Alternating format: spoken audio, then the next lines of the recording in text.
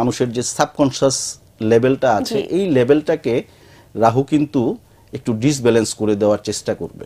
আচ্ছা। হ্যাঁ, রাহু তখন দেখবেন যাদের জন্মকুণ্ডলিতে স্পেশালি রাহুর অবস্থান মেলিফিক বা খারাপ বা অশুভ, তাদের জন্য কিন্তু এই বছরটি খুবই কেয়ারফুলি কাটাতে হবে।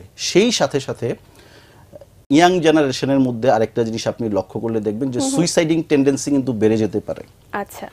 তো এই দিকে আমি একটা রিকোয়েস্ট বা অ্যাডভাইস রাখতে চাই, যাদের জন্মকুণ্ডলিতে রাহুর অবস্থান নেগেটিভ, মেলিফিক বা মারক, তাদের উচিত হবে নিজেকে সামলে নিয়ে চলাফেরা করার বা সচেতনতা তো অবশ্যই থাকতে হবে।